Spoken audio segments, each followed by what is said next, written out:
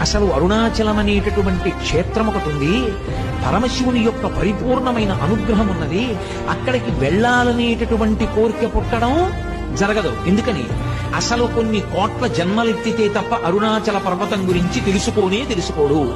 అరుణాచల ప్రవేశమునకు ముందు, అరుణాచల ప్రవేశము తరువాత అని జీవుడికి విభాగం చేస్తారు. అసలు వీడెప్పుడైనా అరుణాచలం వెళ్ళాడా చూస్తారు. అరుణాచలం వెళ్ళాడు, ఆ జీవుడి స్థాయి వేరు. అరుణాచలం వెళ్ళలేదు, ఆ జీవుడి స్థాయి వేరు. అసలు అరుణాచలం అనేటటువంటి క్షేత్రం ఒకటి ఉంది. పరమశివుని యొక్క పరిపూర్ణమైన అనుగ్రహం ఉన్నది.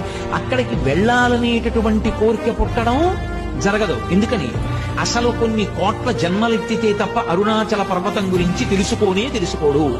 అరుణాచల ప్రవేశమునకు ముందు, అరుణాచల ప్రవేశము తరువాత అని జీవుడికి విభాగం చేస్తారు. అసలు వీడెప్పుడైనా అరుణాచలం వెళ్ళాడా చూస్తారు. అరుణాచలం వెళ్ళాడు, ఆ జీవుడి స్థాయి వేరు.